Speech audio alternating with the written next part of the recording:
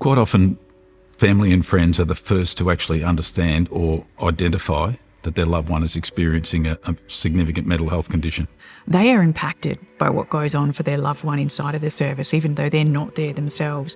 So they're often a great source of information, and they're often the first set of people who recognise that something isn't going quite right. So being a CFA volunteer firefighter at the time of the Black Saturday fires and being on the fireground in the aftermath of those fires and witnessing firsthand the people who had not survived just built this catalogue of images in my head, which I preserved rather than dealt with early. It became a foundation for a lot of guilt and led to a whole lot of issues with my mental health, which I really prolonged, doing anything about. Difficult as a partner to see the struggle. It was difficult as a partner to see the change.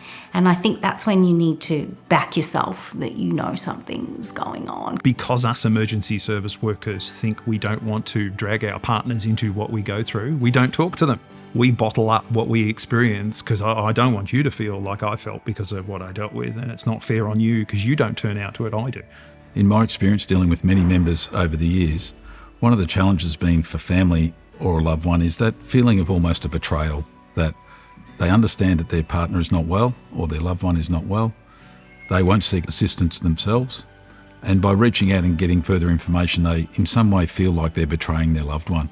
The reality is that we need to get the best treatment at the earliest time for any person who's experiencing a trauma-related injury. It's really important that family members are educated about what are the risks associated with the roles that their family member is playing in terms of mental health problems, and what do those problems look like and what to look out for in terms of picking up signs early and helping them to seek support. I think it's really important that they have an understanding of how it impacts them as well.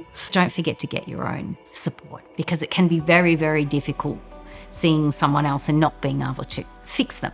It's a bit like the sort of oxygen mask in the plane. You need to put it on yourself before you assist others. Some of the symptoms that can really impact on family life include alcohol misuse, lack of sleep, anger, a want to be alone and be isolating from others. So it can be really difficult in that family or home environment trying to live with a person when they're experiencing those conditions.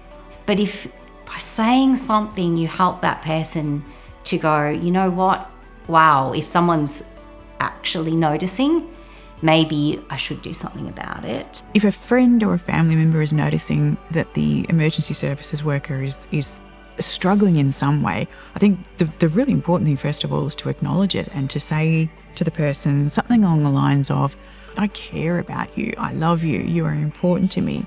And what I have noticed is that you are not sleeping as well as you used to, or you seem to be withdrawing from family and friends, or you're withdrawing from things that we'd normally enjoy doing together, and that's not like you.